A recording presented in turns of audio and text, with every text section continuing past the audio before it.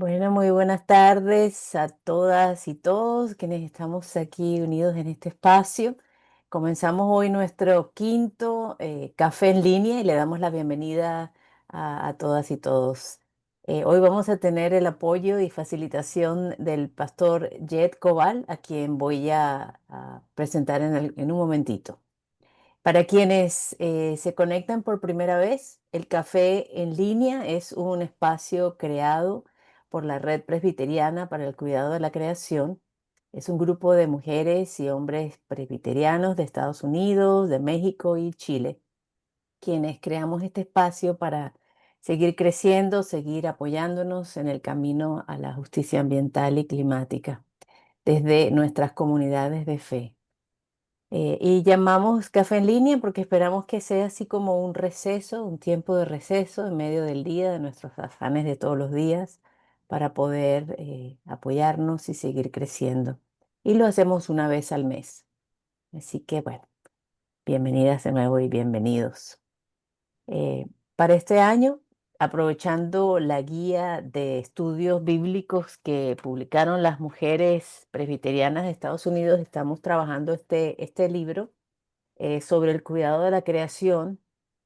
Y base a ella hemos enfocado nuestros encuentros sobre el tema justamente de cuidado de Mm. la creación, porque tiene varios capítulos, entonces cada mes hemos estado enfocándonos en uno de ellos y hoy entonces con el apoyo de Jed vamos a hablar sobre el tema de la justicia territorial.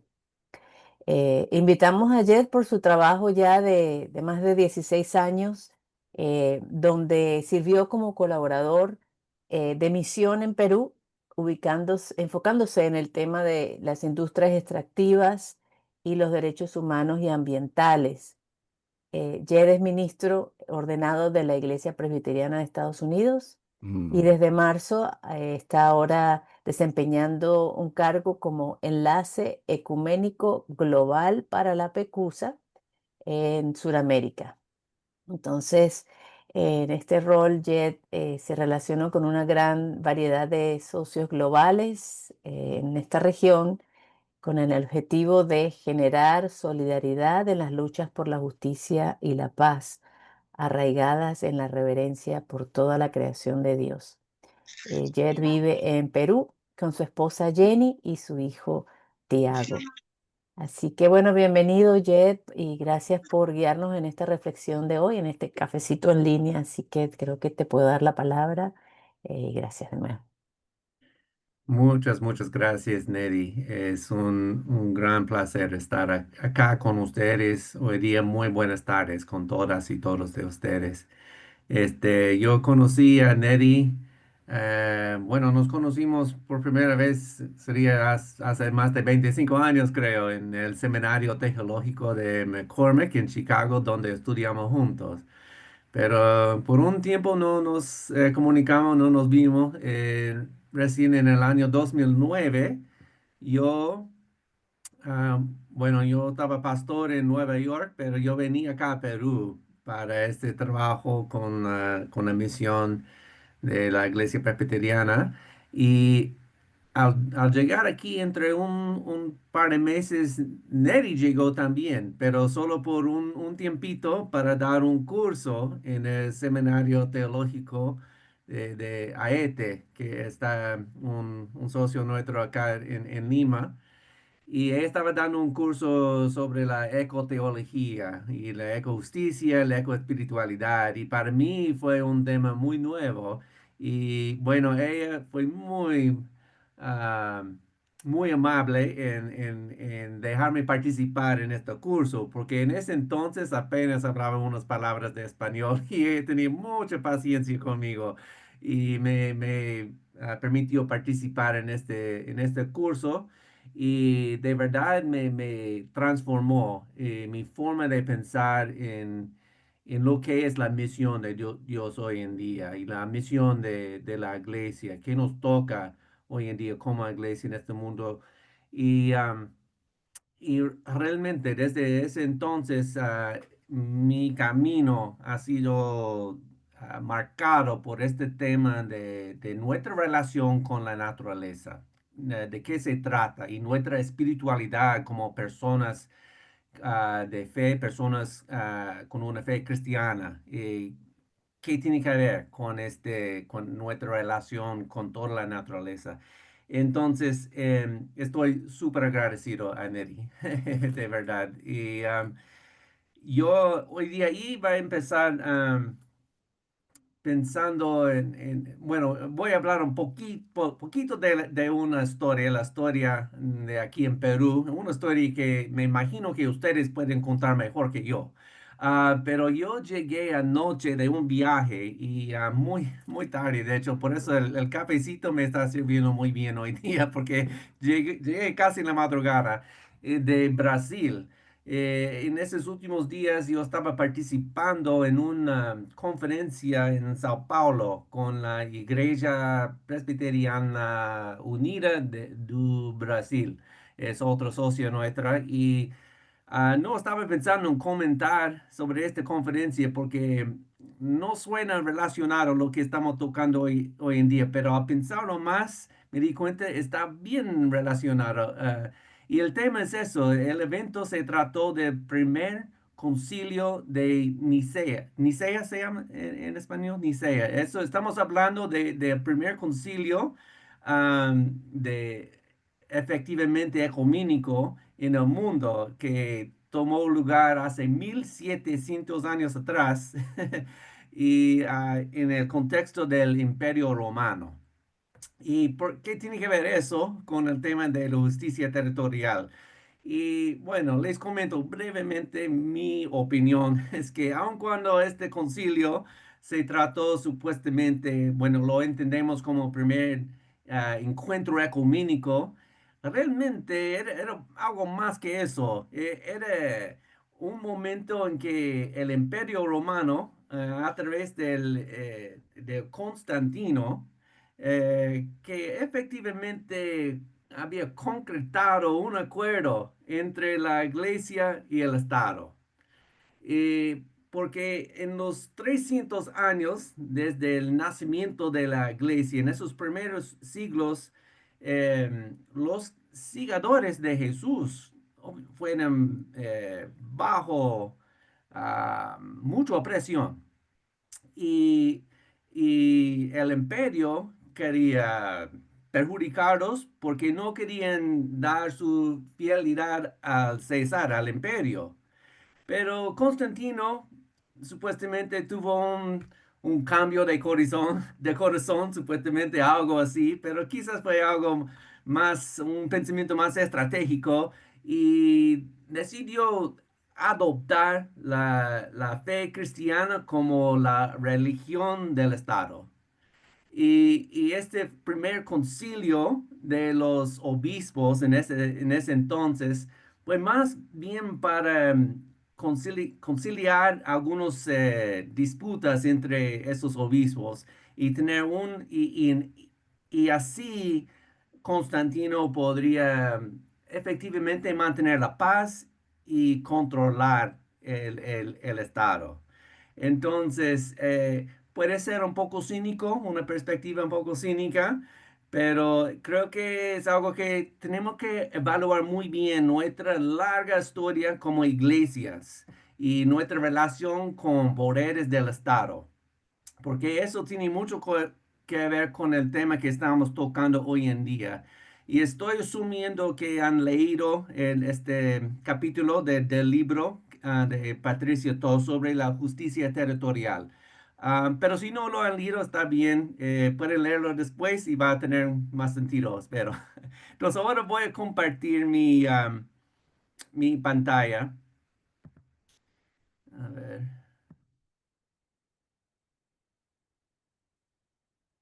¿ya se puede ver? Todavía no. Ahora ¿No? sí, ahora sí. Ahora sí, ok, muy bien.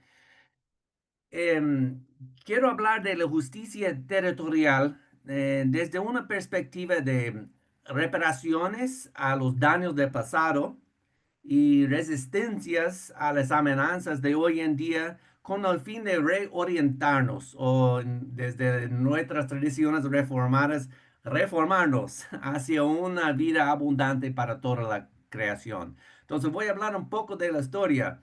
Y no iba a empezar 1700 años atrás, pero me di cuenta que no está ajeno a lo que estamos hablando hoy en día.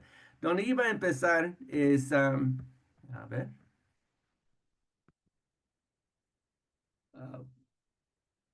ah, ya, ahí estamos. En el más o menos el siglo XIV-XV, em, y los inicios de la conquista española, sobre todo aquí en América del Sur. Y sabemos que supuestamente el rey Fernando de España, más o menos en el año 1514, había dicho a sus conquistadores, mira, consiga oro, si es posible de forma humana, pero consiga oro a toda costa. Eso fue lo que más bien quería el rey Fernando y los imperios europeos. Querían los recursos naturales, querían el oro sobre todo, pero querían cualquier recurso que vienen de la misma tierra. Y así fue con los primeros conquistadores. Sabemos la historia aquí de Francisco Pizarro y su encuentro con Atahualpa.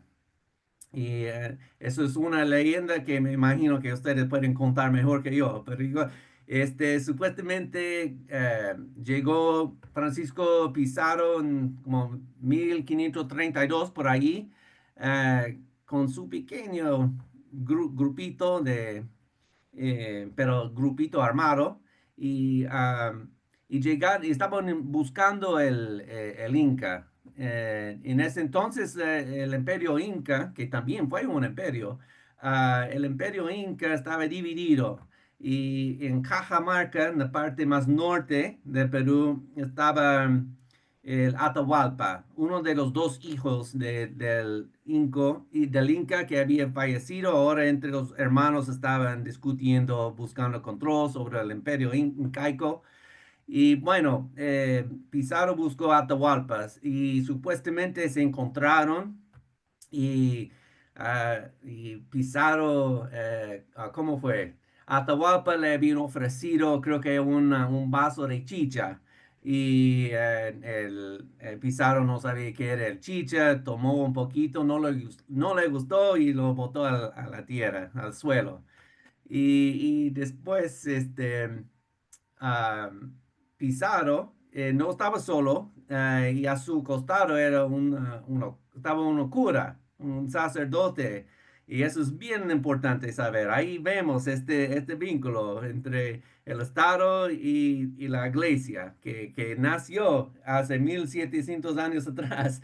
Ahí vemos que ahí están juntos en esta conquista y el sacerdote le entrega a Atahualpa una Biblia. Y bueno, los incas no tenían una lengua escrita, no, entonces no sabía que era bueno, me imagino sabían que era un libro, pero no era algo necesariamente de mucho valor. Y lo puso en el suelo. Y ahí terminó los saludos entre ellos. Y según la leyenda, bueno, ah, Pizarro lo tenían cautivado, lo habían detenido, a Atahualpa lo puso efectivamente preso y los quechuas, la gente andina han dicho, bueno, para rescatar nuestro Inca Atahualpa vamos a ofrecerle un cuarto lleno de oro. Y bueno, oro es exactamente lo que quería este Pizarro y él tomó el oro y luego unos 3 días después habían asesinado Atahualpa. Ahí inició la conquista y la colonización española. Pero esta conquista, eh, tenemos entendido hoy en día que había como tres ejes efectivamente que pueden definir esta conquista. Uno era este tema del extractivismo. Llegaron los españoles porque querían extraer los recursos, principalmente el oro, pero cualquier otra cosa, los frutos de la tierra. Querían dominar la tierra, quería la misma tierra. Entonces, para tomar esta tierra, implementaron a los años después, pero desde los inicios realmente y después un sistema más formal, un sistema de casta. Han implementado efectivamente una jerarquía y en la cima de esta jerarquía eran los españoles de pura sangre española. Y la base de esta jerarquía eran los pueblos indígenas. También eran los afrodescendientes. Esto viene un poco después en este sistema formal de casta y es súper importante este comercio de esclavitud y porque estaba ahí involucrado no solo el Estado, pero la misma iglesia también y toda una economía formado, desarrollado en base a la labor de esclavos. Y eso no podemos olvidar, no lo voy a hablar hoy día, voy a hablar más sobre el tema indígena, pero los dos van juntos y creo que es súper importante la labor de los afrodescendientes en efectivamente cuidar de la tierra, trabajar la tierra, era base de una economía que desarrolló acá en Perú, en otras partes del imperio española. Y bueno, más allá podemos hablar de América del Norte también, obviamente. Pero un sistema de casta que se ha implementado para controlar, dominar la gente, tomarse su tierra, controlar la tierra, trabajar esta tierra y extraer recursos de la tierra. Eso es lo que quería para generar una riqueza en fin, para el rey, pero los entre el rey, los conquistadores y toda su gente, genera un sistema de riqueza. Y otro aspecto súper importante era yo lo digo, una opresión espiritual. Porque llegando aquí a esta parte del mundo, los pueblos indígenas tenían cierta forma de, unas espiritualidades, varias espiritualidades, pero M- muchos se pueden definir por una relación más armoniosa con la misma naturaleza. Y con esta opresión espiritual, implementando una espiritualidad, pero un sistema religioso construido literalmente encima de una espiritualidad indígena. Esta es una imagen de Cusco, de un catedral que fue construido justo encima de un sitio de rituales de pueblo indígena, de los quechuas en ese entonces.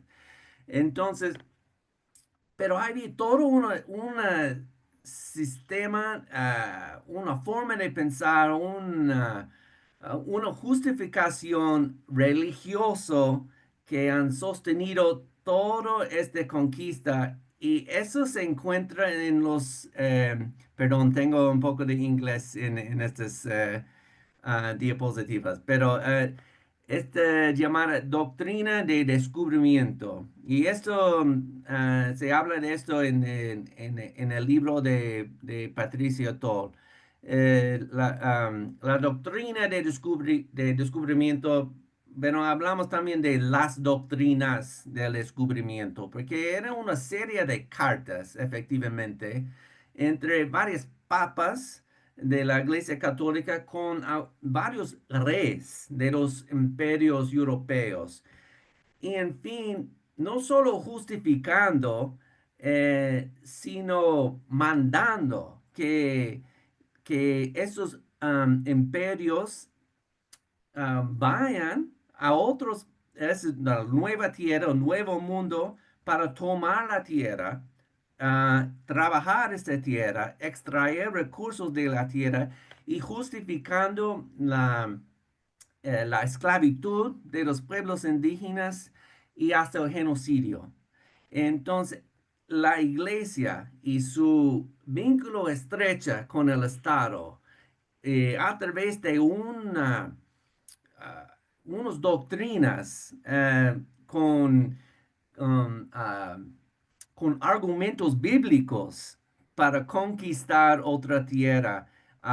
Y Eso es el base de una conquista española, pero podemos decir que esas doctrinas de descubrimiento efectivamente eran la justificación para todas las conquistas europeas en todas partes del mundo y sirven hasta hoy en día. Pero voy a tocar esto más luego. A ver, ¿dónde está Ahí está. Entonces, el año 1822, si no me equivoco, 21, no, 21 creo. Bueno, Perú se declaró su independencia de España, pero ¿qué implica eso, esa independencia? No, no quiero decir que no vale celebrar esos días de independencia, pero eso no implica que todo lo que han sembrado, esta forma de pensar, esos sistemas políticos, sistemas económicos, ya se han desaparecido de la noche a la mañana. Al contrario, fueron bien sembrados y siguen sembrados y desarrollando, si podemos usar la palabra desarrollar, pero avanzando esta misma lógica hasta hoy en día. Entonces, hoy en día en el Perú, en el ranking mundial, el Perú es como entre los primeros en producción de oro, de plata, de cobre, de zinc y muchos otros minerales. Eso es la base de la economía acá en Perú, que realmente a partir de el año 2000 hasta 2020, una de las economías más desarrolladas en la región, pero todo en base a esta inversión en la minería. Pero eso viene con un gran costo.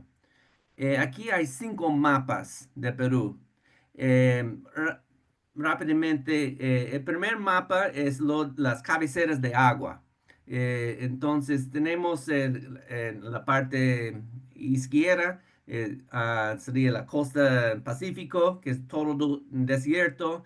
Luego las partes verdes, que esos son los Andes. Y a la derecha es toda la Amazonía. Pero el agua nace en los Andes, ahí es donde muchos dirían que la tierra más importante, porque ahí viene el agua, de ahí del agua fluye hasta, bueno, hasta el Pacífico, pero también hasta la Amazonía. Sin esos Andes no hay Amazonía. Después es una mapa de concesiones mineras en el Perú. Entonces, todos los puntos marrones es tierra que el mismo Estado ha efectivamente brindado a empresas mineras, no solo peruanas, sino a empresas extranjeras. Entonces, toda esta tierra, la parte marrón, las partes marrones, es dedicado a la explotación minera. Siguiente mapa son de los daños ambientales por parte de la actividad minera. Entonces, esos puntos azules sabemos son puntos reconocidos, en este caso por el mismo estado de tierras bien contaminados por la minería. Abajo, a la mano izquierda, es un mapa de niveles de pobreza por encima de 50%. Y entonces las partes más oscuras, donde hay más pobreza en el Perú. Y después un mapa de conflictos sociales. Y las partes rojos, donde hay más conflictos entre una comunidad y el Estado, o una comunidad y una empresa. Ahí son los más conflictos y conflictos más intensos. Entonces uno puede ver claramente donde hay agua, es donde hay minería, donde hay contaminación de la minería, donde hay altos niveles de pobreza, donde hay conflictos sociales. Ese es el costo de una economía en base a la minería. Esto es un caso particular que venimos trabajando juntos, la Iglesia Presbiteriana, con nuestros partners en el Perú. En este caso, nuestro partner en Perú se llama la Red Unido Manos Perú. Y es una red ecuménica formada por iglesias, entre iglesias protestantes y personas católicas y ONGs que se dedican a varios temas sociales y ambientales en el Perú.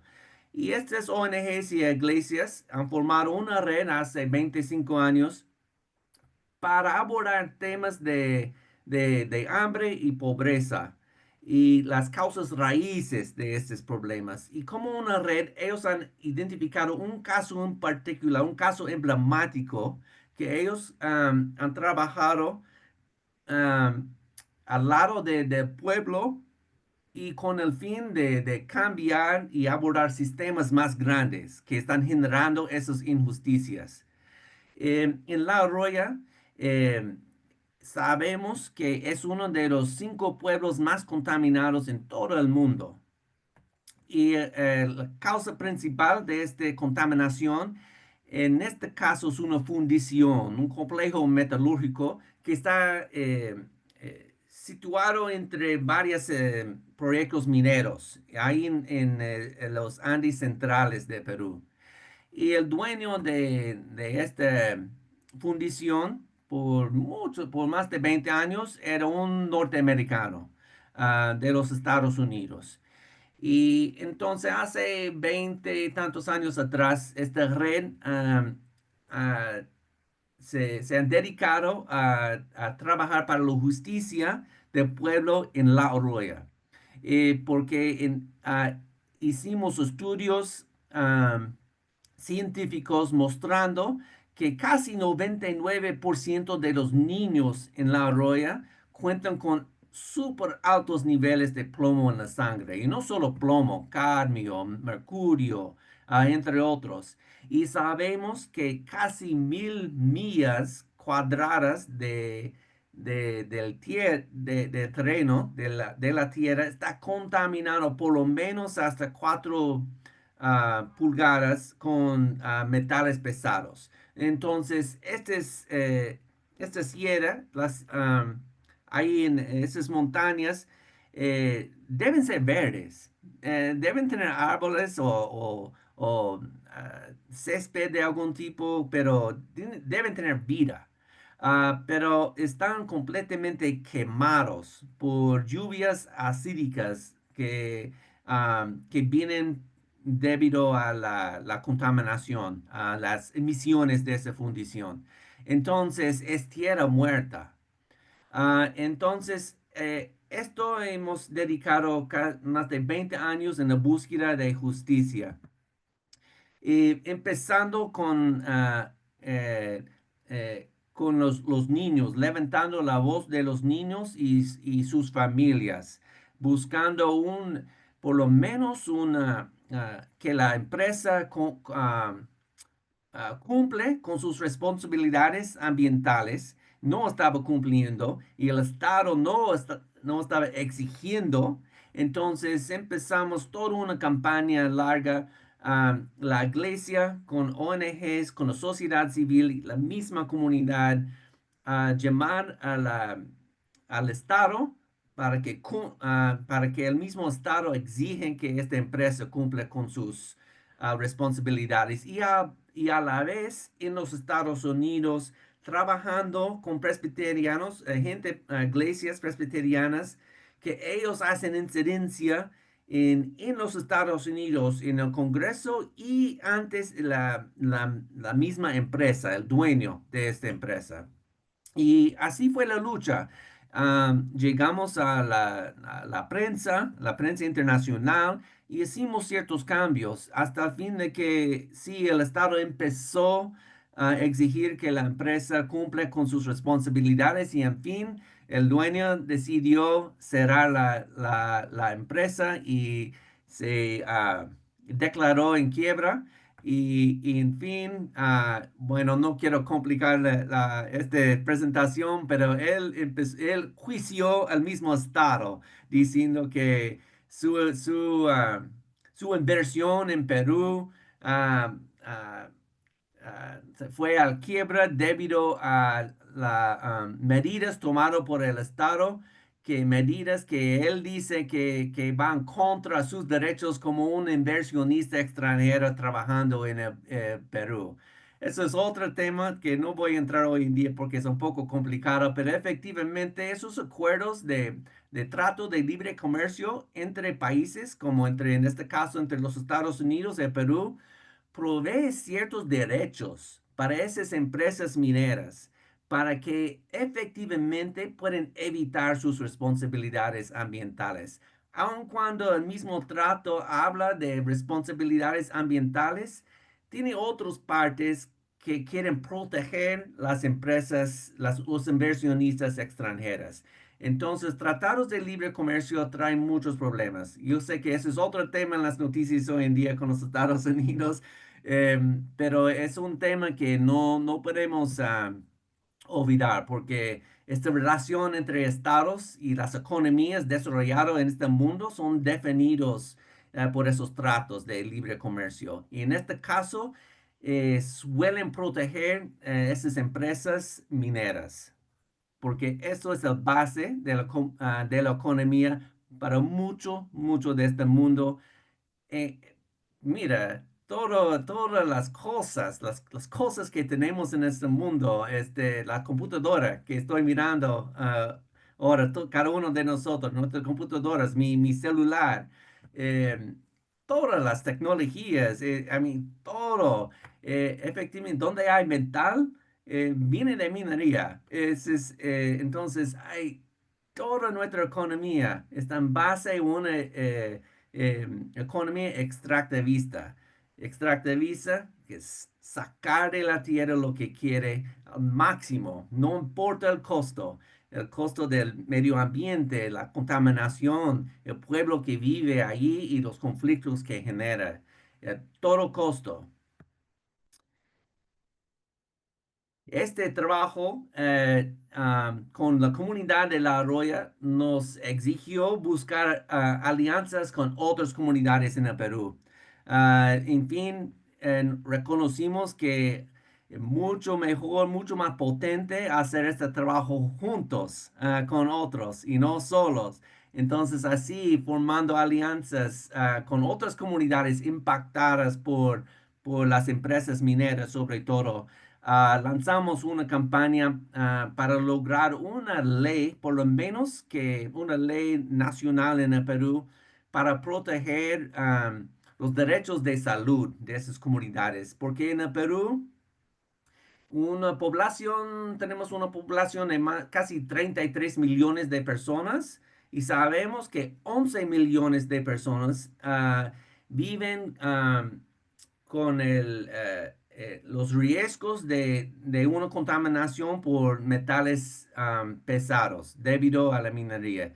Entonces, 11 millones de 33 millones de esa población están viviendo con ese riesgo a su salud debido a la contaminación a la tierra. Entonces, juntos hemos logrado una ley que por lo menos da un marco en que el Estado debe buscar justicia para los pueblos, la gente que sufren por una contaminación a sus tierras. Bueno, a cumplir con esta ley es otra cosa, pero tenemos la ley.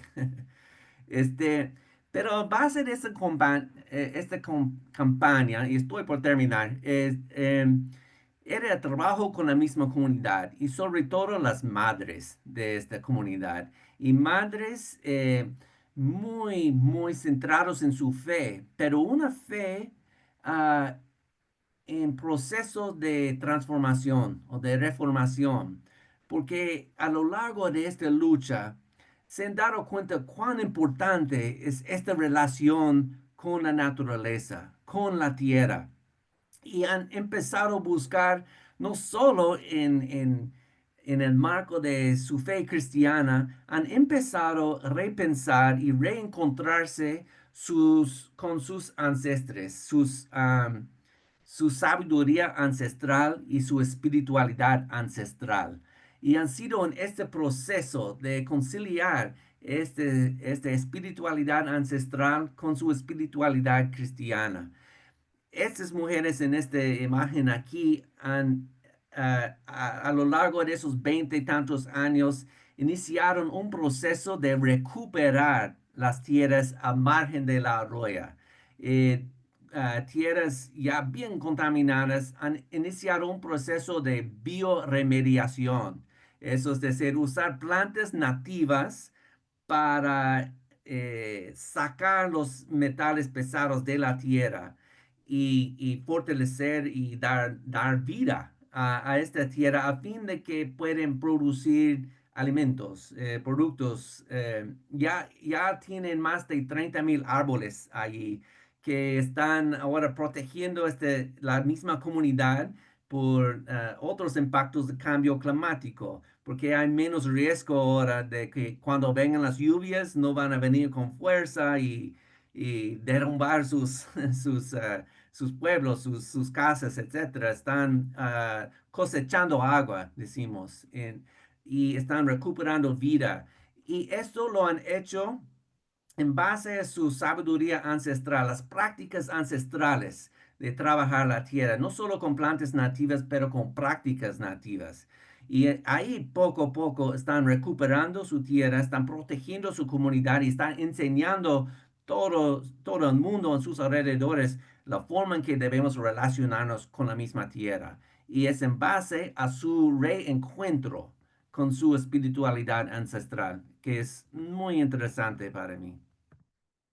Y esto hablamos aquí en los Andes y aquí estoy seguro Manuel puede hablar mucho mejor que yo sobre este tema de buen vivir.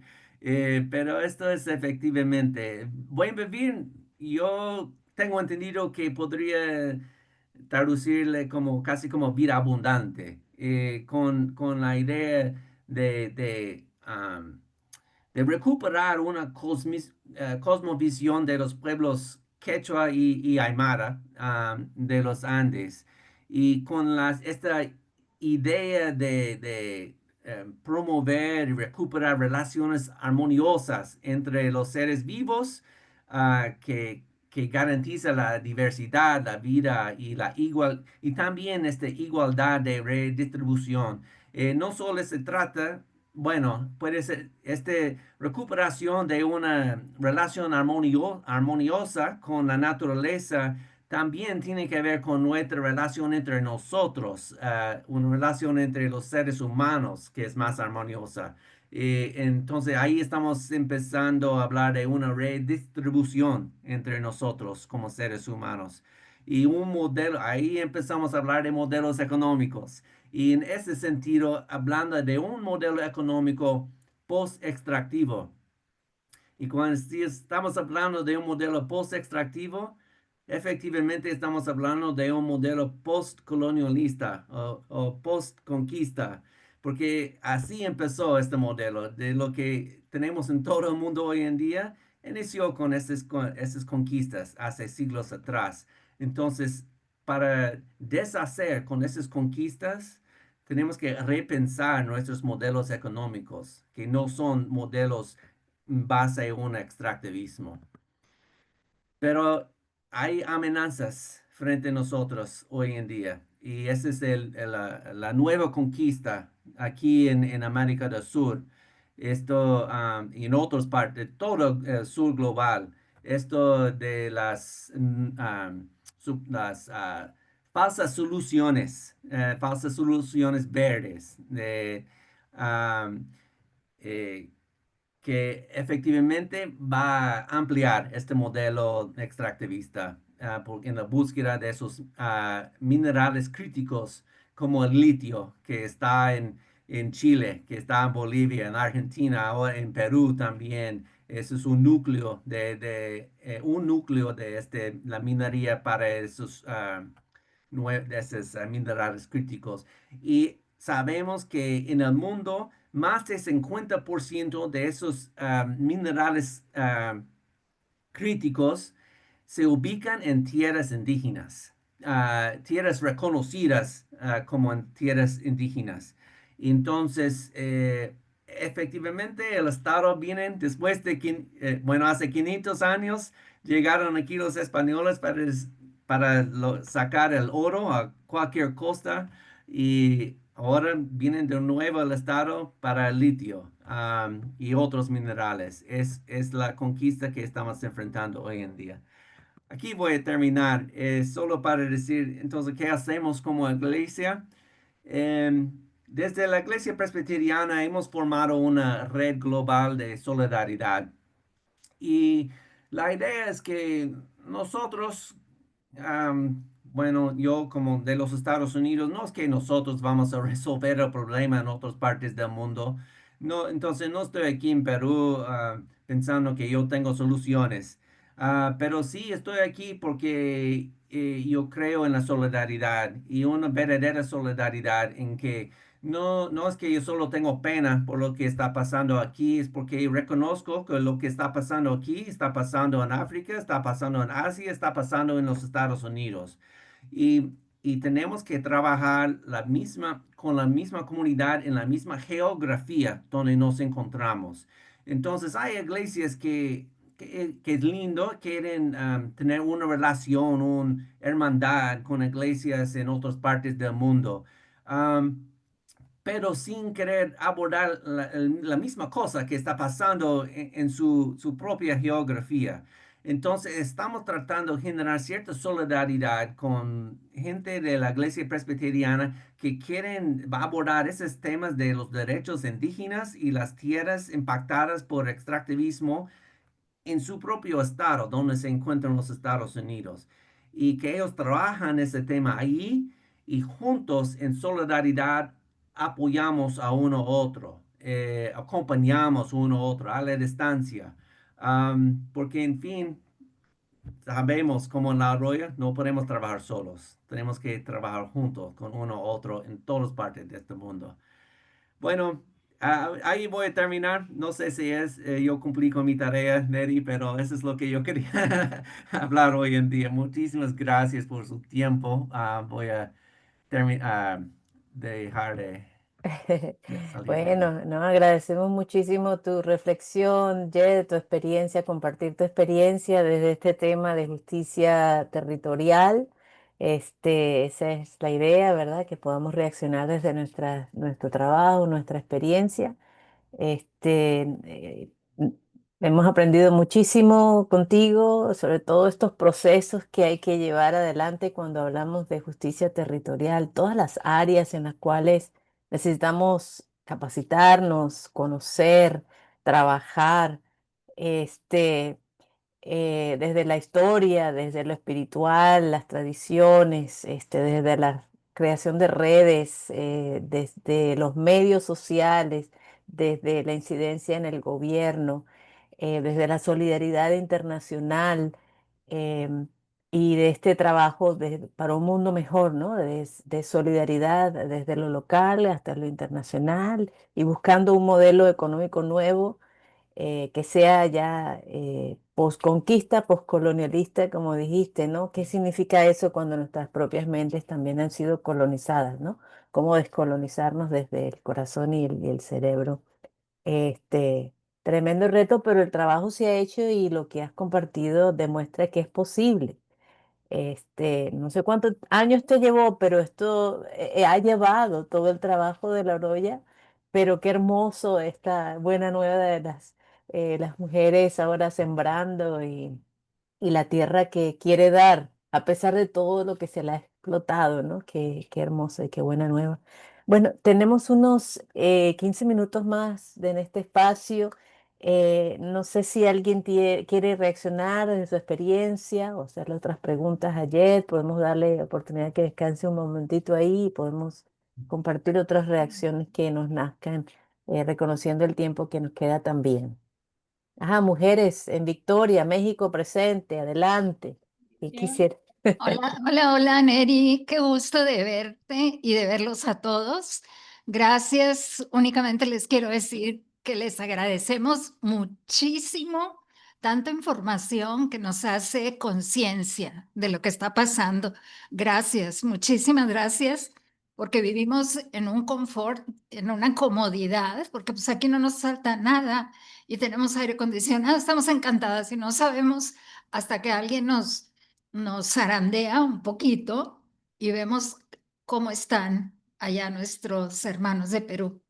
Le agradecemos mucho al pastor que nos dio tan importante información y gracias nuevamente. Dios les siga bendiciendo y les pague todo su esfuerzo y su trabajo por sacar a su pueblo de la ignorancia, que somos nosotras. Gracias. Bendiciones. Ustedes son mujeres en Victoria y hay mucho trabajo en su espacio ahí donde ustedes están también, así que bienvenidas a compartir también desde todo lo que ya hacen. Quien quiera, hable nomás, tomen la palabra. A mí me gustaría hacerle una pregunta y es en el sentido de cuán fácil o difícil se le ha hecho el proceso de integrar al resto de las comunidades, porque sabemos, ¿verdad?, que solo pues es sumamente difícil, pero ese proceso de integración requiere, ¿verdad?, precisamente de lo que estábamos hablando aquí, que la gente se concientice de cuál es el problema y de cuál es la necesidad y de ser solidarios. Y eso no se consigue tan fácilmente, y menos hoy en día. Así que me gustaría que sí nos puedes regalar un poquito sobre ese proceso. Ya, muy buena pregunta, Gloria. La verdad, bueno, hablando mirando el caso de La Roya en los Andes y ese grupito de mujeres, y digo grupito porque es un grupito pequeño de mujeres. Estamos hablando efectivamente con 10 señoras de una comunidad. La Roya cuenta con una población de, no sé, 60,000 personas. Y no es decir que es toda esa población estaba luchando frente a la contaminación. Estaba la gran mayoría eh, estaban viviendo ciegos, pero y bueno, algunos de ellos seguramente recibiendo sueldos de esta fundición, y no podemos negar eso. Nuestras economías familiares dependen de esas economías globales, y entonces no va a ser fácil conseguir el apoyo de todo el pueblo. En este caso nunca fue así. En estas mujeres estaban dedicadas y convencidas por su fe que no es lo correcto vivir así, que niños sufriendo por esta industria. No es justo, no es lo correcto, tenemos que hacer algo. Y francamente, pasamos por varios momentos difíciles y peligrosos. Hay grandes riesgos, sin duda ninguna, pero tampoco eso implica que cada uno tenemos que ir a la calle y mirar, you know, ojo a ojo con los más poderosos de este mundo. Y podemos empezar con reflexiones en casa, digamos, y reflexiones en nuestras iglesias, cómo estamos viviendo y reflexionando. De dónde vienen nuestras cosas y cosas en sí, conversaciones que ah, no son para amenizar a la gente, sino solo para reflexionar cómo llegamos a este punto en el mundo. En tantos pocos siglos hemos creado tantas cosas, y yo no soy en contra de la tecnología. Pero, ¿hasta ahí qué punto vamos a romper esta relación con la naturaleza? Y esta es la conversación que realmente creo que es a raíz de toda esta elección, nuestra relación con la tierra. ¿Y qué tiene que decir la Biblia? ¿Y qué tienen que decir nuestros antecedentes y nuestros ancestres? Em, y, y esa es la otra parte en particular sobre y esto es un tema complicado para mí, para decir aquí, en este espacio en particular, porque estoy hablando, obviamente, una comunidad, creo que ustedes, me imagino, se identifican como latinas, latinos, latinas, y puede ser entre ustedes algunos mestizo, mestiza, em, pero hay un tema, yo voy a decir, no debo decirlo, pero voy a decir, sin embargo, y les pido disculpas, pero creo que hay una lucha muy importante en esta parte del mundo, en todo este hemisferio, entre el norte y el sur. am, bueno, en primer lugar, para una persona como yo, que descendiente de europeo, soy blanco, 100% creo. Entonces yo sé quiénes son mis ancestres, ah, mayormente. Ah, y aquí en el mundo latino, tienes ancestres que algunos son europeos, pero otros son indígenas. Y yo he observado aquí en Perú, no quiero decir esto es para toda América Latina, pero hay una lucha de identidad. ah, y hay una lucha de realmente conciliarse con sus antecedentes. Muchos recién personas que han participado en esta lucha en la Arroya, que defienden los derechos de pueblos indígenas, ellos mismos recién ahora están diciendo, ah, cierto, mi bisabuelo, mis abuelos, mis bisabuelos eran pueblos, eran indígenas. Y yo no sé nada de su historia, menos de su espiritualidad, pero es parte de mi sangre, es parte de mi historia. Entonces, para recuperar esto es súper complicado y difícil para muchos. Pero yo creo que la iglesia puede, me encantaría ver que la iglesia ayuda en este trabajo de, de, de reencontrarse con sus ancestres, esa sabiduría y esas espiritualidades. Perdón, hablé mucho más de lo que me preguntaste, pero creo que esas conversaciones en la iglesia que no amenaza tanto, pero creo que ayuda en generar más conciencia y este tema de identidad creo que es súper importante. Gracias, muchas gracias por compartirlo. Y les pido disculpas por tocar un tema que realmente yo No, no está debo muy bien, tocar, pero... estamos de acuerdo contigo, estamos de acuerdo contigo. Ya por ahí he visto varias cabecitas que sí hacen reconocimiento de eso. ¿Alguien más quisiera decir algo en los minutos que nos quedan?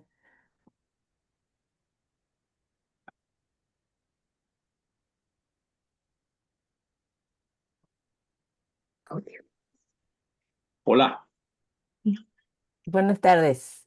buenas. Quisiera a ver, no una respuesta, ¿no? Es más o menos una consulta al pastor, que, bueno, se la iba a hacer a mi hijo, pero no se fue de acá, no está conmigo. De cuando llegaron los españoles a Perú y a Chile, según usted, ¿cuál fue la llegada más influyente, invasiva, pero también perjudicial a estos dos países, a Perú o a Chile? ¿Cuál fue más violenta, más invasiva? Eso de verdad no, yo no sería la persona a responder eso es por el hecho que no conozco tanto la historia en Chile como en Perú. Pero sí o Ya. sí fue violento aquí en Perú desde el inicio. Empezó con violencia y la violencia ha seguido hasta hoy en día. Hasta hoy en día hay mucha violencia por parte del Estado contra los pueblos indígenas sobre todo. Y hay mucho racismo contra los pueblos indígenas hasta hoy en día. Eso es muy evidente aquí en el Perú. Usted lo Ah, puede palpar. puede ser, yo no conozco a Chile, me toca viajar a Chile y me toca conocer mucho mejor la historia en Chile, pero gracias por hacer esa pregunta porque eso me anima a estudiar y conocer mejor el caso de Chile. Gracias, gracias.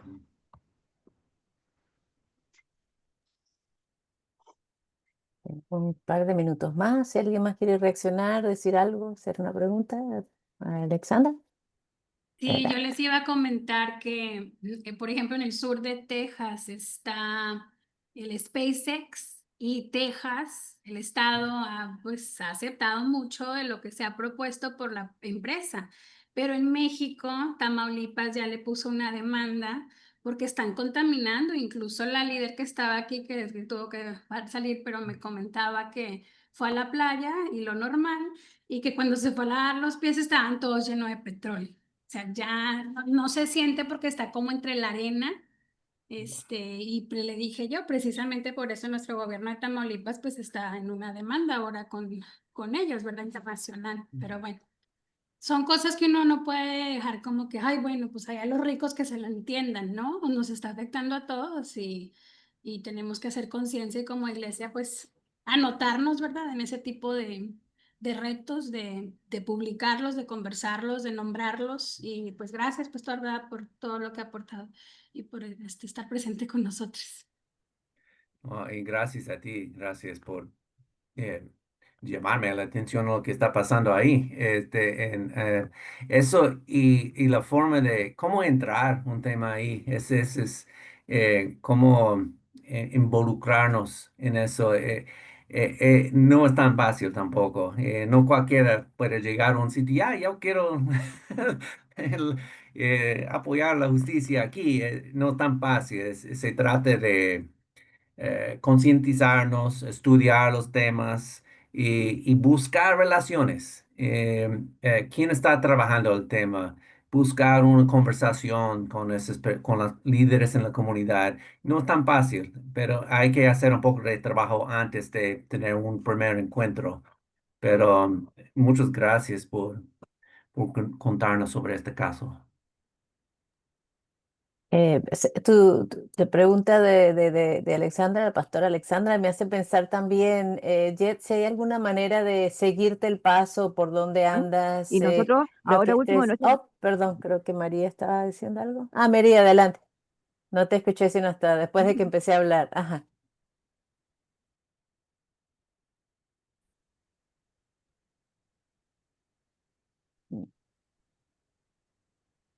A ver, María, si quieres intentar. Se Se congeló, congeló, parece. se congeló, creo. Mientras María, a ver si regresa, tal vez solamente Jet, si hay alguna manera también de seguir en contacto contigo como enlace ecuménico para el sur, ¿cierto? para Claro que sí. Sudamérica, si hay Sí. alguna forma, si le quieres poner en el chat para saber dónde podemos seguir tu trabajo, las historias de las comunidades con las que estás trabajando, ya que tenemos aquí personas de varios países también del Eh, sur, sería bueno. Y María, entonces te dejamos a ti el último comentario o pregunta para terminar. Ahora creo que perdimos a María. Ya. Bueno, a ver si logra Ok, volver a entrar. Ajá, ok, Manuel. Ajá. ok. Estoy agradecido de la presentación de nuestro hermano Jed. Es una buena manera de estimularnos en la dimensión de lo que esto significa en la defensa de nuestro planeta y las transformaciones necesarias para cambiar la forma de vivir, porque como él decía, todo el sistema económico está en el extractivismo, que es lo que hace daño. Por eso nuestra iglesia tiene una confesión de fe de Acra, que sería muy bueno que nuestras iglesias de vez en cuando en sus cultos, en sus actividades pudieran darle una mirada a esta dimensión que nos presenta la confesión de Acra, porque este no es un problema personal, no es un problema organizacional. Es un problema teológico, es un problema de fe, es una respuesta a algo que está planteado en las Escrituras desde el Génesis. Entonces, no es solamente, no es una opción, no es una simpatía hacia el cuidado del medio ambiente, es sencillamente una obediencia a estos postulados de fe que nosotros declaramos cuando nos hacemos miembros de la iglesia. Entonces tenemos un desafío enorme para ayudar y como decía el hermano Jed, tenemos que empezar en el hogar, en la conversación pequeña, en la conversación con el vecino, porque, bueno, así funciona, así comienza a funcionar la transformación del mundo, desde la familia. Así que muchas gracias, mi hermano. Cuando venga a Chile vamos a estar preparados para recibirlo. Muy bien, muy bien. Encantado. Muchas gracias, Manuel. Bueno, hermano Jed, muchas gracias también pues por todo lo que has compartido aquí. Nos dejas listos ya con el cafecito tomado, el agüita ya a seguir trabajando. Gracias, gracias. Para recordarle a demás personas, el próximo mes de septiembre, el 15, el lunes 15, hablaremos sobre cambio climático. Así que también les esperamos ese día, a la misma hora que comenzamos hoy. Espero que puedan conectarse. Y la grabación de hoy, Gloria, quedará luego, la subiremos después al canal de en Facebook o en YouTube. En YouTube y la compartimos en Facebook En también, YouTube. sí. Ok, para que podamos volver a verla porque hay muchas cosas buenas aquí para seguir aprendiendo. Bueno, entonces que muchísimas gracias de nuevo, Jed, y a todas las personas que están aquí hoy. Que Dios los bendiga y sí, seguimos en contacto pues, hasta el próximo cafecito en línea. Bueno, Muchas gracias. Muchas Cuídense. Dios gracias. les bendiga. Muchas amén. gracias. Ujú. Que Dios le haga fácil el camino. Amén. Amén.